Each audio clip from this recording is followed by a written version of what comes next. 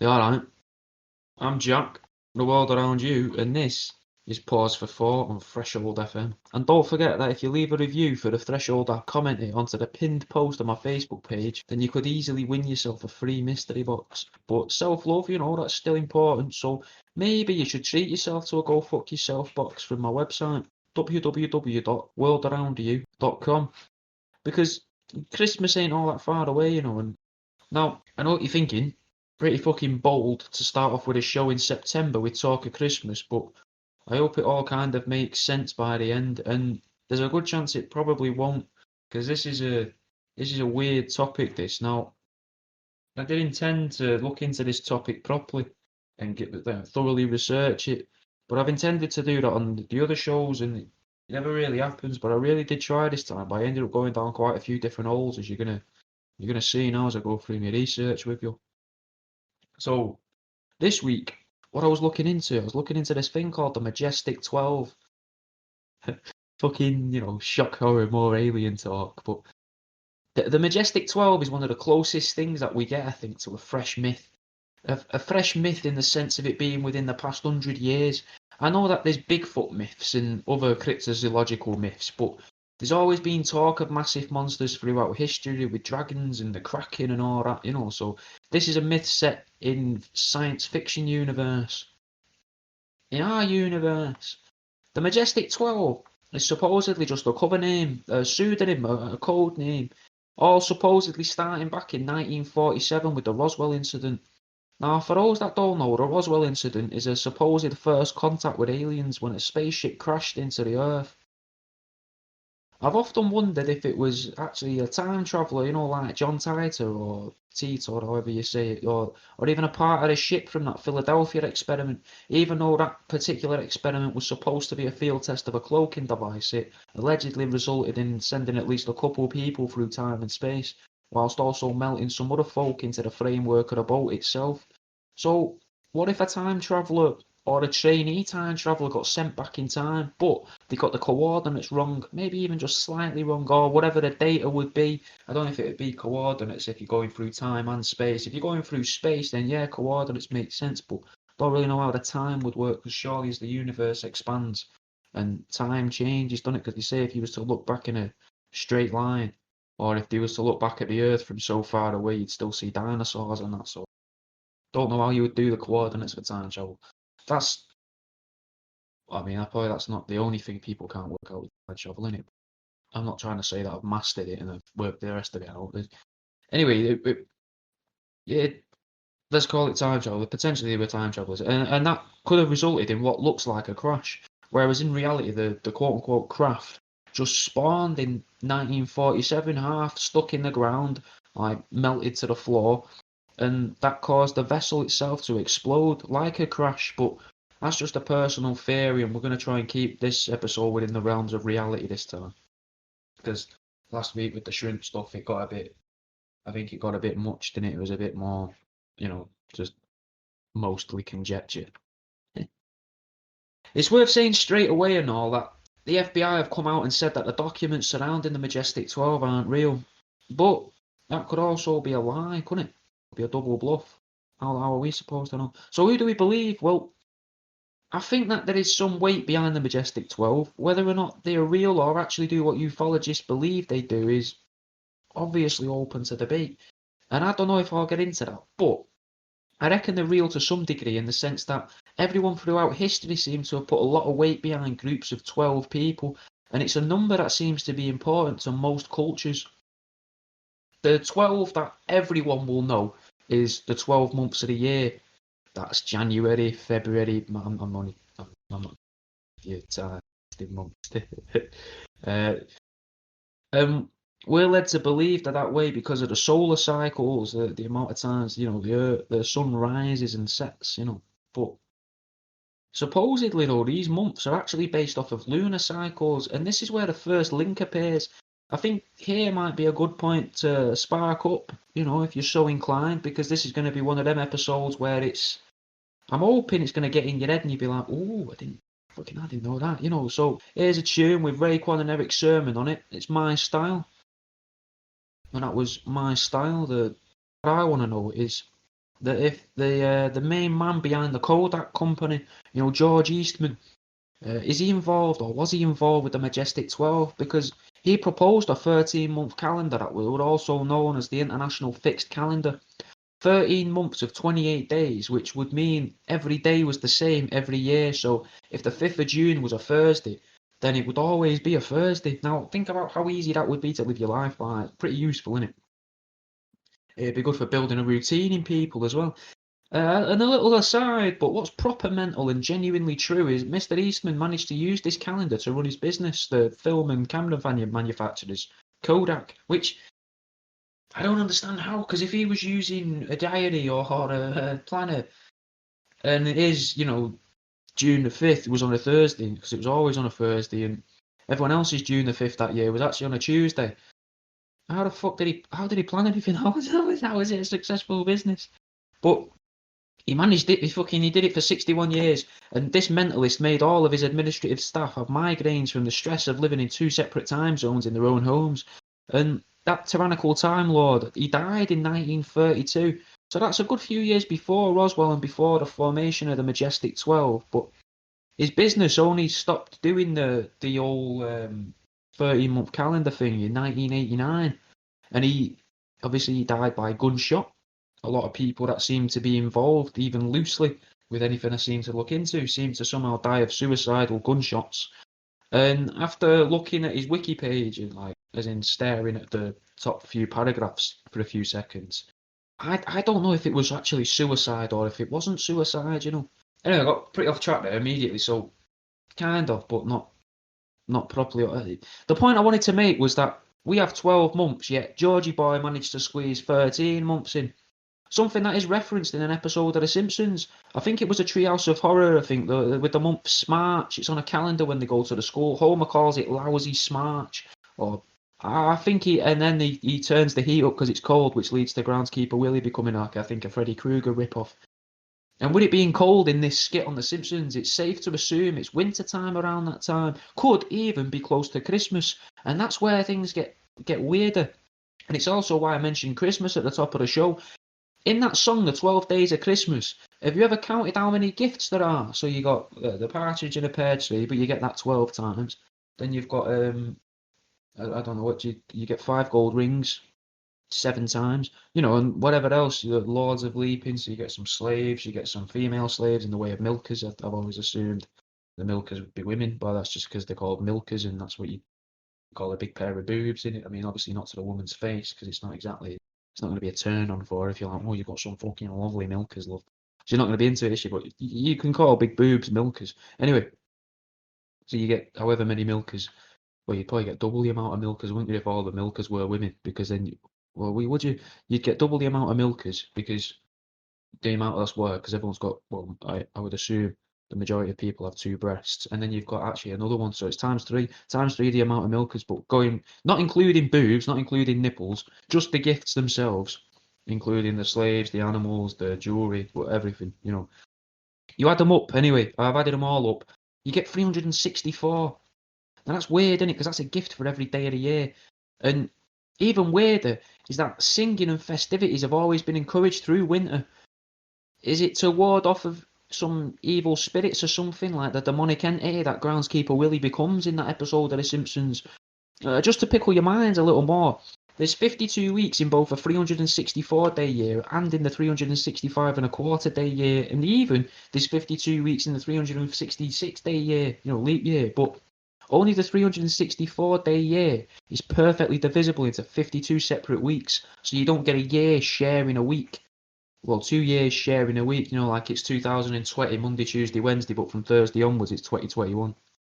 I think it's safe to assume that if the Majestic 12 do exist, that they're the equivalent of a board of governors, and that they must have a leader, someone to report to. Maybe not, but think about it though. Maybe there's a chance that the whole Majestic 12 name is there to throw us off. That way, when they book hotel rooms for 13 people, they won't draw attention to themselves. Whereas a clued up person might ask questions about a dozen people trying to rent hotel rooms together and all attending a meeting in the boardroom or whatever of the same hotel. Although that seems pretty lazy for a secret organisation to be doing it like that. Surely they just book a load of hotel rooms and only use 13 or even use 6. Maybe they all fuck each other. We'll never know. What if there is actually 13 of them? The Majestic 13. The Majestic 13 don't really work, but you'd want something maybe more sinister, wouldn't you, for the number 13? And maybe that's a little psyops as well, but maybe that's why 13 is unlucky. Maybe that's why there's a specific name for the fear of the number 13, which is triskaidekakophobia, I think. You know, it's easy for me to say. It's suspicious as well, though, that triskaidekaphobia. It's just very suspicious that it almost has the word kaleidoscope in there, innit? Almost like the number 13 alters reality, like a kaleidoscope would. Maybe that's what the actual fear itself is, the fear of multiple realities, the fear of 13, triskaidekakophobia. Still don't know how to say it, innit? I've tried it a few times, but maybe that isn't actually the fear of 13. Maybe that's a lie as well. And maybe the fear of 13 actually just means the fear of multiple realities. Maybe all these realities have to be perfectly balanced in order for them to all exist. Maybe the Majestic 13 are actually 13 sentient creatures, maybe one from each reality. Perhaps these alternative realities is why we've got stories of like vampires and werewolves.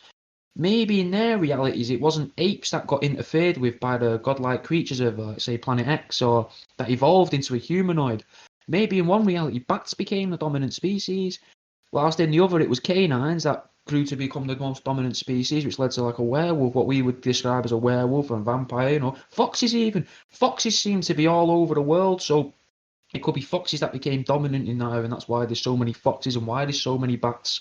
We're all allowed, and maybe there's a world full of monkeys somewhere, or apes. Apes are everywhere, like bats are and foxes are over there, you know. And that's just in case we fuck up our reality. We can go over there and inject these apes and become humans again. The foxes, they're all over the world, so why wouldn't they go on to evolve into like a furry's wet dream in some alternative reality? And speaking of foxes, it turns out there are so-called 12 true species of fox. Now that's weird, isn't it? Because it doesn't mean there's 12 species of fox, but 12 true species of fox. Probably just a coincidence, though, the fox thing, isn't it? Anyway, so what if all these realities are like a stack of paper, and they all run the risk of the interdimensional link, we'll call it. Interdimensional link, we'll call it that. We'll call life in these different dimensions interdimensional link. But life itself, whatever it is that makes things experience space and time like we all do, what if that quote-unquote ink can leak through the pages? And that means that vampires, werewolves, mermaids, Sasquatches, I don't know, aliens, you know, all of that side of stuff, ghost stuff. What if they can all appear in our reality and we can also appear in theirs? Imagine the nightmarish tales in a mermaid world of the scaleless, tailless merfolk that kept dying in their wet world, just all these ape creatures just appearing like bald apes, just drowning in the sea around them. It'd be terrifying, wouldn't it, as a mermaid? Because you'd be like, fucking, what's going on here? You know, like, they can't speak. They've gone, these bald blue apes. Would they even have, well, they would have apes, wouldn't they, in the mer world? Because I've just said that before, that they'd have bats and everything, every one of them, just in case they can inject the DNA into them. Or the jokes, you know, think about the jokes that wolfmen would make to each other about the hairless ape men, and how the friend's child might be one who, you know, just teasing each other. Like we'd take the piss out of someone if they had a particularly ugly, hairy child. We'd be like, fucking hell, was the dad a werewolf? Was the mum a werewolf? You know, or did you not think to trim your pubes before you pushed it out because you've got some stuck on him there? They might say the same things, but to do with bald apes, because that's what we are. We're bald apes, aren't we? Maybe they use ape men in these other worlds, some form of slur. I love the idea that there's a universe of Tigbiddy Daves, mate, just saggy-breasted, bald apes that all look identical, and they're all kind of weird, kind of mean, kind of depressed, kind of creepy. Just the true hive mind, mate, the Tigbiddy Dave hive mind. Maybe that's who's trying to take control and make us all think the same way. It's Tigbiddy Dave, guys. I imagine them to be quite timid, though, when they're in our universe, and the Tigbiddy Daves, that is, they would be quite nervous in our universe, I think, and who wouldn't be nervous in a new environment?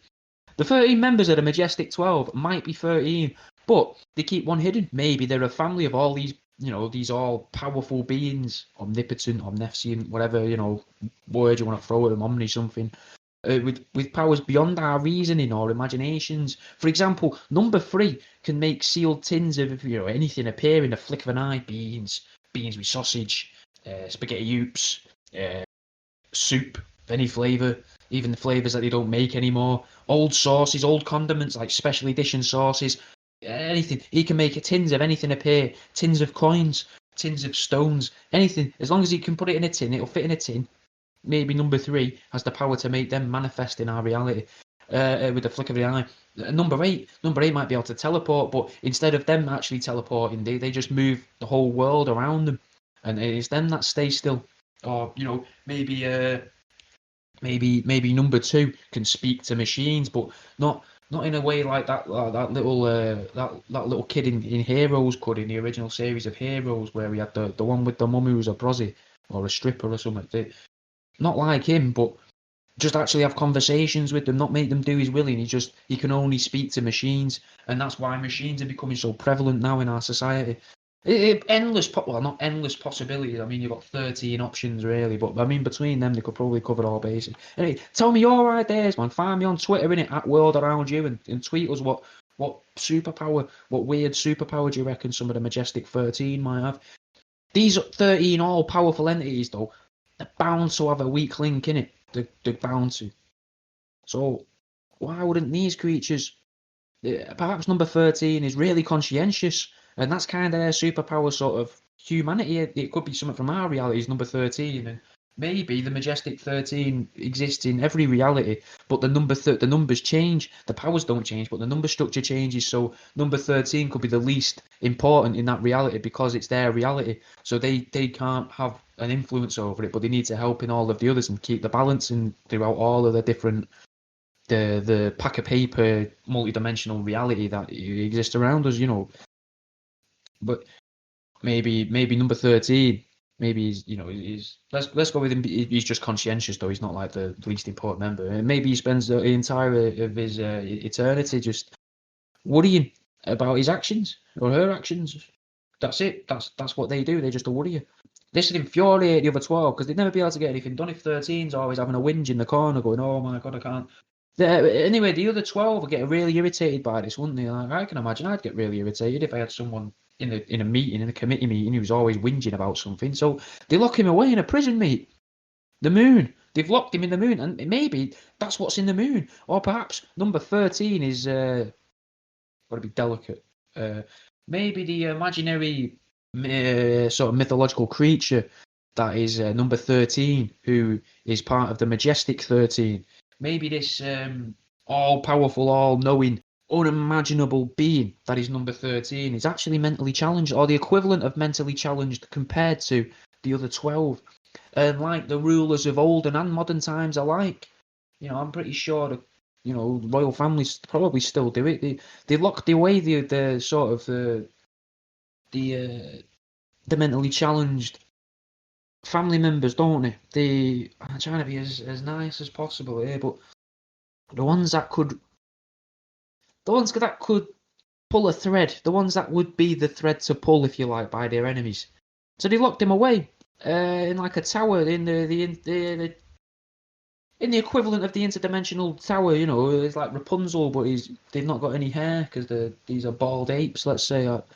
Anyway, this could lead to resentment in number 13, so they use all of their powers, their mind-bending powers, to trickle little bits of information to the masses of Earth through muses, artists, the news, TV, that voice in your head that don't really stop talking to you, it tells you to do stuff.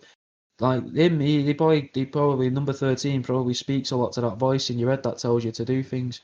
I reckon that's probably one of his main sources of getting out. But because he's a little bit mentally challenged, he doesn't know that that's not a reliable source of information, is it? If someone says, how do you know that the Majestic 12 aren't the Majestic 13? And you say to them, the little voice in my head, he told me that they've all got superpowers and that some of them are actually mermaids and some of them were. The doctors or whoever the scientist just going to roll their eyes and go, for fuck's sake, he's mental. But the links are tenuous anyway. The links are tenuous and they're hard to pick out unless you look for them, from the drip-fed information that number 13's left you. Because he's, as I say, he's mentally challenged, so he's struggling to make a cohesive story to be able to help us out. Think about it though, the group that stands out the most of 13, where 12 of them are the same and one of them is different, like what I've just said there, they've got the Majestic 12 plus 1. who's not quite the same as the rest. It's Jesus, mate. Jesus and his boys. Now, it depends who you listen to, innit? But Jesus also used to knock about with some woman called Mary Magdalene. Now, she may or may not have been involved in prostitution, but, you know, we're not going to go looking to air her dirty laundry. She died 2,000 years ago. It don't really matter if she was, you know, sucking Jesus' dick, does it really? His little pizzle. Why does that matter? Why does it matter whose mouth Jesus was using for relieving himself in? If he even did, he might have just hung around with you. Could have been Mary Magdalene's pimp. Jesus really could have been the pimp to all 12 disciples and Mary Magdalene. Maybe, you know, because back then I think the ancient Greeks and that they were fine with women having sex with each other, men having sex with, as we touched on last week towards the end, where I was talking about skin bags full of dead shrimp and that, and then they were having sex with them, weren't they, in ancient Greece? So anyway, it depends who you listen to, but I just think it's worth noting that if Jesus was hanging around with all these different types of people, and if he was an alien, it's worth recognising just how inclusive Jesus was as a creature. Though I suppose in the same way an alien wouldn't be fussed about the race, colour, size or gender of a human. It's only the same way a human isn't concerned about any descriptive features of like a cat or a hamster. You know, people say they're not racist and that, but they are. People care if people are fat. People care if other people or themselves are disabled. People care if people are ginger or if they've got freckles, mate. But no one cares about cats or hamsters, innit? You buy an hamster, you've just bought an hamster. Maybe you'll pick one because it looks a little bit better to you than the others, but an hamster's an hamster just in the same way a cat's a cat, innit? Who gives a shit? And maybe that's how Jesus looked at us all. If he was an alien, maybe he was like, fucking hell, you know what, I'm just going to try and collect as many different ones as I can. Now I've got ones with penises, ones with vaginas, I've got a few here with breasts. Tigbiddy Dave's always been travelling through these different dimensions, innit? So he probably did have a Tigbiddy Dave. Good chance that Tigbiddy Dave was actually Judas, and that's why he didn't quite fit in and did his own thing, because he was trying to get back to his hive mind. Getting back to the cats and hamsters. A hamster's a hamster, innit? So you got different breeds, but you'll go for the cheapest one. It's going to be dead soon anyway, in a relative sense, compared to you, and probably that's what Jesus thought as well. He probably thinks, I'm immortal, me, I couldn't give a shit which ones I go for, they're all going to be dead in 30 years' time. And maybe that's how Jesus the Planet Invader thought and what he did. Maybe he just gathered as many cheap and free pets to keep him company while he was going round rubbing lepers' toes and spitting in blind people's eyes or whatever he did. The Bible isn't the only book that references a tremendous 12. You've got alleged Nazi appeaser, Enid Blyton. Now, she came out and said something apparently according to her ex-husband's ex-wife.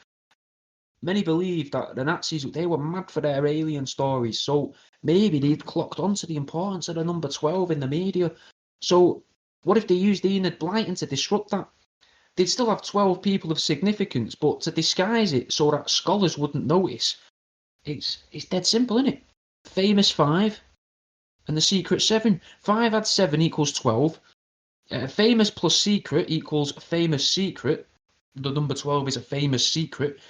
And Enid Blyton may have known about the famous secret 12. All it needs is a comma somewhere. And the secret 7 abbreviated could easily be code for the SS, but FS could also stand for, I have to forgive me German accent, but Studentendeutsches Freikorps. And that was a terrorist cell operating in Czechoslovakia at the time. It could also stand for Freiwilliger Schützendienst, which was the precursor to the terrorist organisation I've just mentioned. But that name was dropped in 1938. Enid Blyton also allegedly spoke out about appeasing Hitler at a dinner party in the 1930s. So could this have been what she was referencing? Could she have just had a couple bit too much, a couple too many sherries, and she's just started letting all the secrets out? Was it supposed to be a series, but she stopped because she let the cat out of the bag a little bit too soon? Was she saying that because she was purposely including these subtle references to the Third Reich in her books in order to keep Hitler happy? We may never know. We do know that many people consider her books, though, to be racist and xenophobic. And you know who would have loved that? Hitler. Hitler would have fucking loved that. And I bet Goebbels and Mendele, they'd be big into it and all. Just as a side note, have you heard of the idea of the Mandela effect? The idea that we split into two different timelines upon a fictitious death of Nelson Mandela? Well, what if in another world you've got the Mendele effect? Or what if in a timeline where the Nazis won? Maybe. I can easily imagine a TV advert with Joseph Mendele sitting cross-legged in his Hugo Boss underwear, cradling a bottle of aftershave made from the tears and ejaculate of conjoined twins, surrounded by lamps made of skin. And the tagline for this abhorrent perfume made by the Nazis, the Mandela effect. I bet Uncle Joe used to read a bit of Enid Blyton to his subjects, at bedtime and that to the kids. I don't know if subjects would be the right word. He wasn't like the leader, was he? Victims, mate. Victims. Fucking hell. That'd be scary though. If you're getting tortured by someone, the idea of them working it in shifts, like good cop, bad cop, but the same person's both. So Mendel is good cop and bad cop. And bad cop, he comes in and peels the skin off you and makes a new fucking ceiling light. And then at night time, he comes in and reads you a bedtime story as good cop and gives you a little, tap on the thigh, maybe a sly little lamb shank under the bed sheets. Who knows? I don't know what Mendel was doing to kids. Can we safely assume that the Nazis were also raping kids? I think we can. They were pretty bad people. I think we can say that. I think we can say that Hitler, Goebbels, and Mendel were possibly paedophiles. I bet they were. Who's going to argue that? Who's going to say, oh, actually, that's a lie. That's not. Who's defending them? This episode's brought to us by Fat Pete's Prints. That's Fat Pete's Prints. It's a little shop on Etsy where you can buy fridge magnets of eyeballs. You can buy fridge magnets of all different old women's faces and collect the nan, collect the gran, grab a granny. They come in all different types of grandma, all happy grandmas by the looks of things, but different types. There's other things on there. There's artistic black and white prints as well, and they're always adding more, whoever Fat Pete is. But thank you to Fat Pete's Prints for sponsoring the show. Anyway, I'll let you get back into the Majestic 12, mate. Well, before you do though, there's a link in the bottom of the description if you are interested in seeing what Fat Pete's got. So go and have a look at Fat Pete's Prints.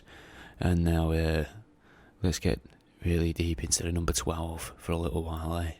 Yeah. Anyway, back to fucking Mendele. By day he's this.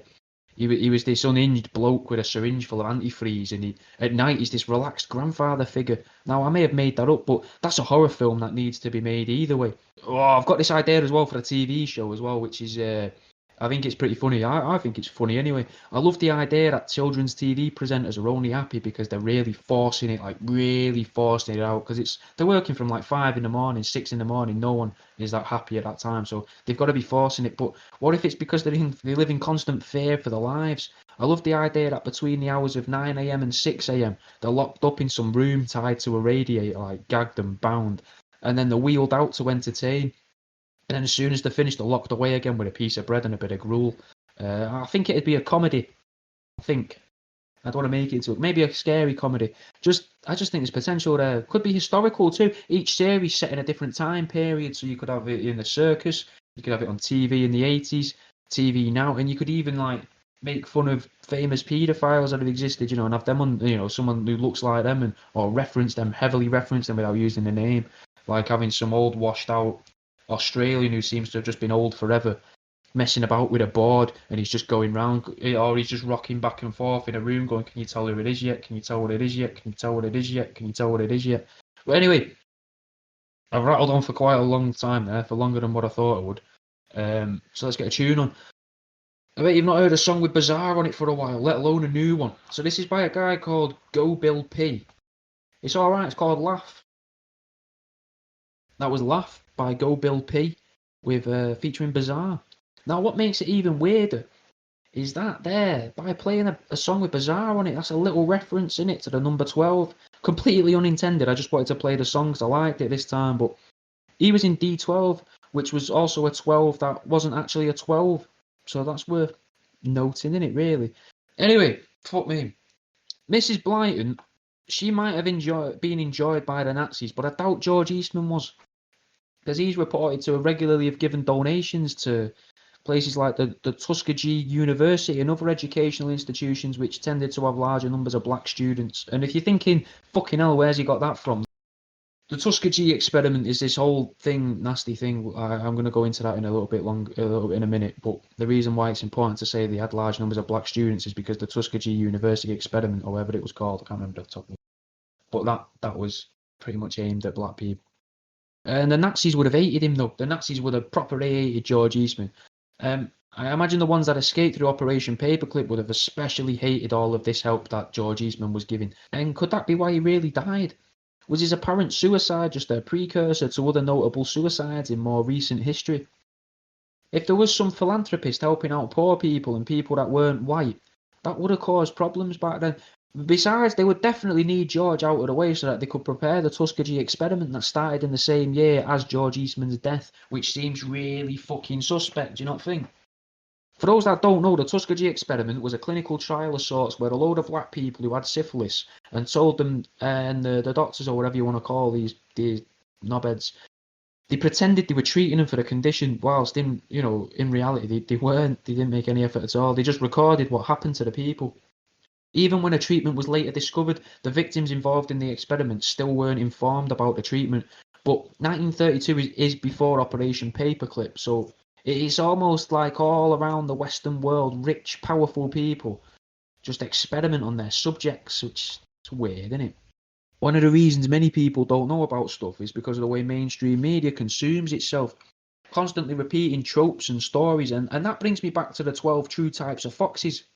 With thanks to American media, we do actually have 13 types of fox. Fox is a broadcasting network in America, and could it be that they called it Fox because of the significance of the number 12 and 13? Is it a cunning trick? Seems to be a little sly, and it could just be a coincidence, but not when you realise that Fox is responsible for The Simpsons.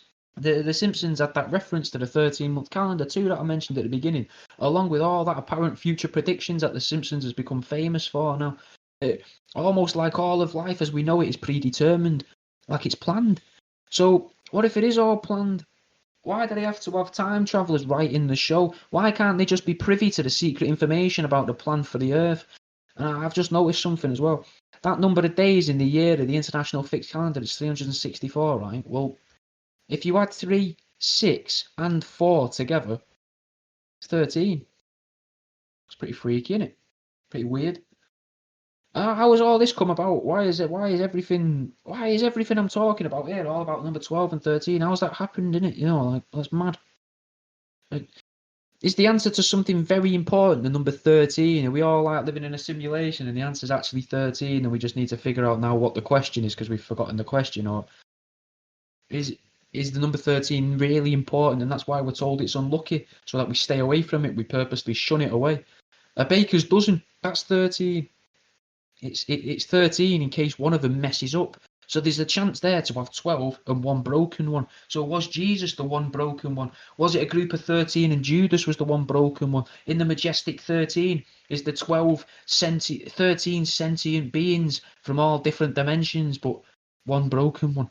So what if we're told it's unlucky in that? Because before whatever took control of the earth did take control, a dozen was considered to be 13, and that everyone counted up to 13. Like people did used to count up to 12 instead of 10, before the decimal and coins as we know it now in the UK. Like for example, there was 12 pence in a shilling, and that's something that affects everyday life. But what if it's being misremembered due to an enforced Mandela effect, and it was actually 13 pence to a shilling, and that's why it's called a shilling, because you give them 12 and they'd still be asking for more. And a baker would have been a pivotal member of the local community, the greatest thing to happen to the village since sliced ham. Maybe the bakers took a stand to try and keep everyone remembering the number 13. There are a few ways that people have tried to subvert opinions of bakers. Like, I think, you've got the Great Fire of London, which could have started from a baker. It seems like it could have done. You've got the idea of a bun in the oven, the idea that bakers bring life. So that's positive and negative. And then you get weed smokers being referred to as baked, almost in a derogatory way. So it's hard to work out if bakers are good or evil. Maybe there is no good or evil, though. Maybe there's just bakers who do good stuff and bakers who do bad stuff. I've always thought it's weird that there's two brands of dog food, one called Bakers, one called Butchers. So that's always seems strange to me. Now, I don't know what references to the number 12 or 13 are associated with butchery, but if you were to view humans as meat, which I'm sure the Majestic 12 and the Majestic 13 do, then you'd notice that humans tend to have 12 ribs, and this is where the redaction of our science and history becomes very apparent. We have 12 pairs of ribs, but according to the Bible, God removed one from Adam in order to create Eve. So that means at some point it was common knowledge that humans must have had 13 pairs of ribs if they had one to spare and could still keep 12. This bit of genetic engineering allegedly happened in the paradise that was the Garden of Eden. And Many people believe you go there after you die. All throughout history, people seem to have believed in an afterlife, but also seem to have always had reference to what? The number 12. Although, in reality, it's always the number 13, mate. They're never referencing the number 12. Here's something from R.A. the Rugged Man's latest album. That was Gotta Be Dope by R.A. the Rugged Man, Afro and Jazzy Jeff off of the album All My Heroes Are Dead. Anyway, I promised you historic fake 12, so here we go. Let's start with Norse mythology. We've all heard of Odin. We know about Odin. He's like the big daddy of the Norse gods, and he's the boss. He's the big enchilada, the king conquer, the top god. Well, he had 12 sons. So that's pretty weird, isn't it? Odin plus 12 sons is 13. I mean, obviously not taking into account his concubines or his wives. It probably bumps the number up to somewhere maybe 20 or in the 20s. But number 13 there with Odin and his 12 sons. Don't know if he had any daughters. Maybe he had one daughter, and then that's still the number 13. That's 12 plus one other thing that's different. The daughter's different to the son. The sun god, speaking of sons, of Hinduism, has apparently got 12 separate names. Not quite the same, but still odd and worth noting. Now, you've got to get a bit creative with your use of the English language, but this sun god could be either a reimagining or the exact same mythological being as Ra, the Egyptian sun god. And if you think the sun god, that could easily be a mistranslation of the son of God, or vice versa, linking Jesus to it. That the previous mentioned 13 of Jesus and his disciples, the son of the ancient Greek god was this lad called Hercules, and Hercules had to undergo 12 labours, which I imagine are some form of trial. But within ancient Greek law, there was also 12 Titans and the 12 Olympians, but these are all Zeus's. So it's Zeus's 12 Titans, Zeus and the 12 Olympians, Hercules and his 12 labours.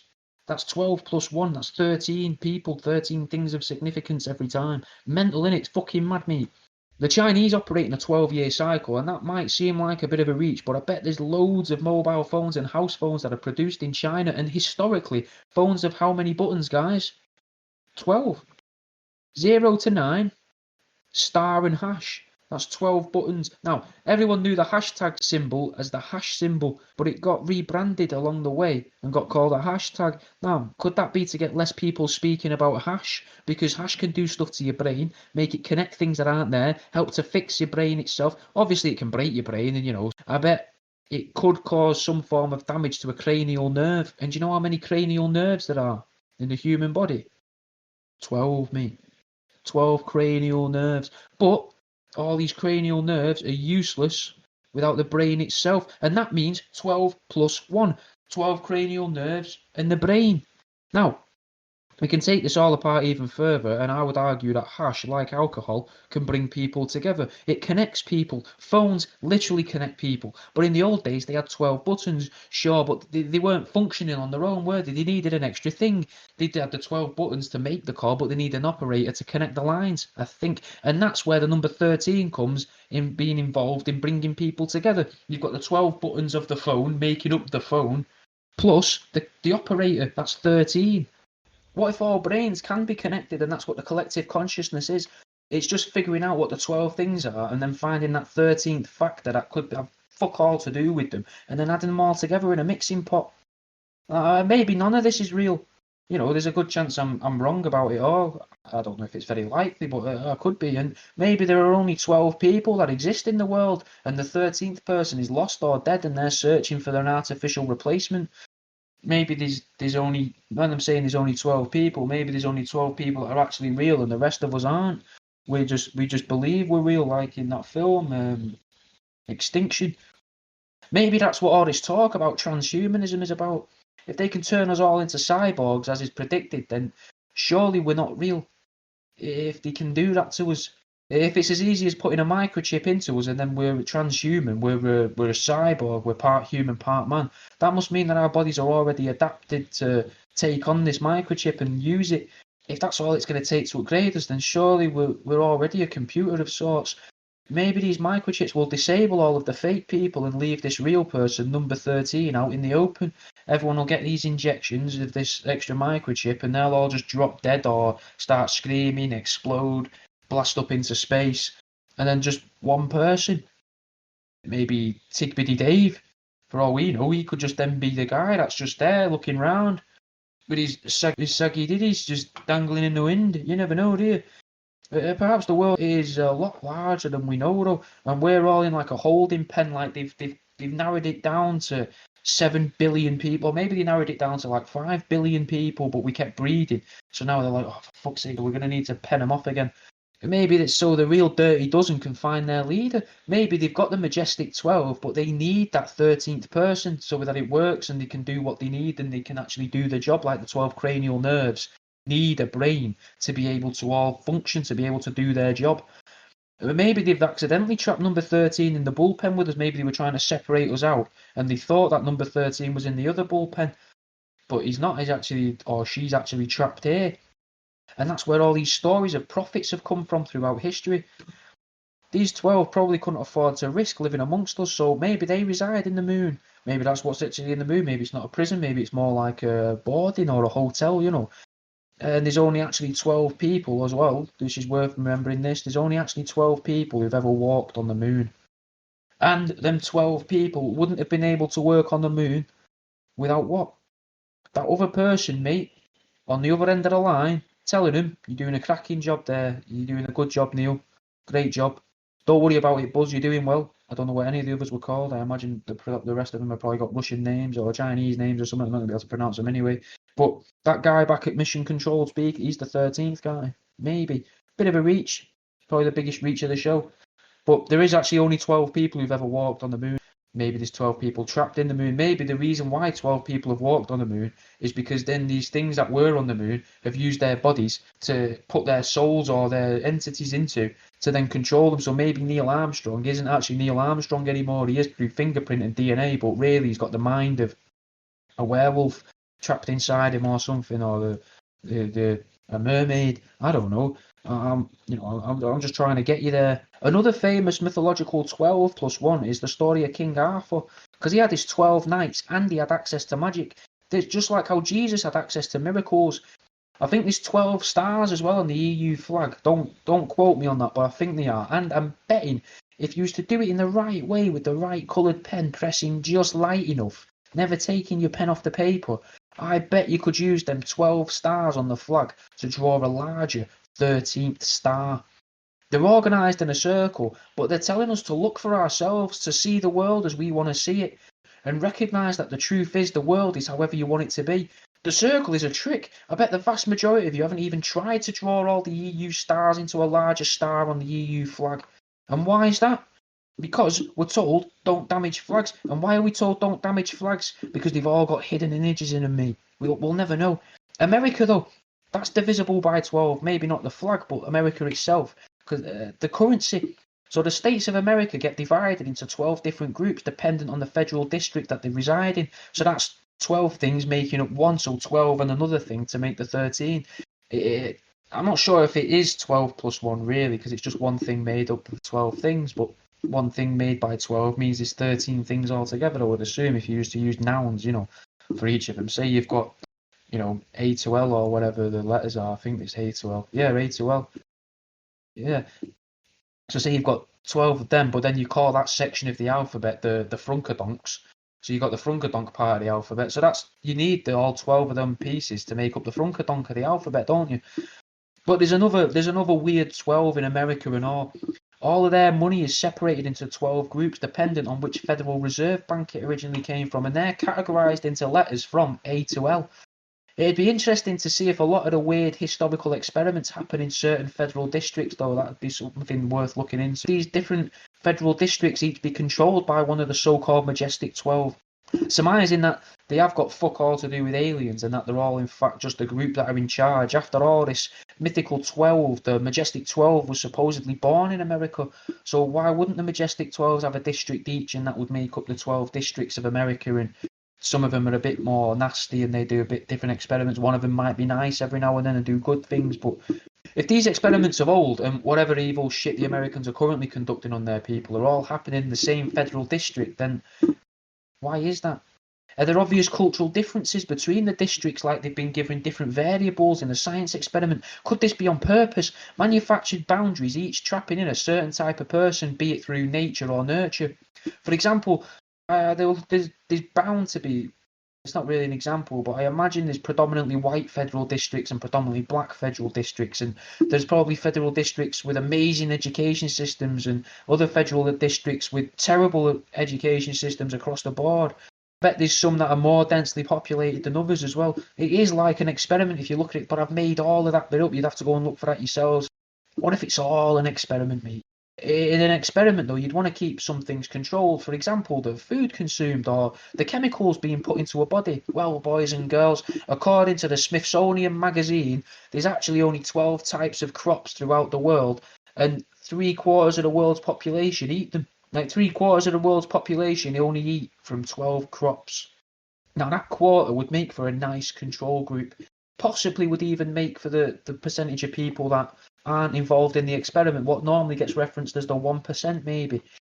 I wonder how close that 1% is, though, like as a group of people that isn't eating from these 12 types of crops. Is that 1% the predicted number of ideal earthlings as according to the Georgia Guidestones? Because that's a thing that's in America, isn't it? The Georgia Guidestones. Maybe that ties in with the Majestic 12 as well. Anyway, it's Joel Ortiz and King Crooked. It's off their album Hard. I'm Jack, the world around you, and you're listening to Paul.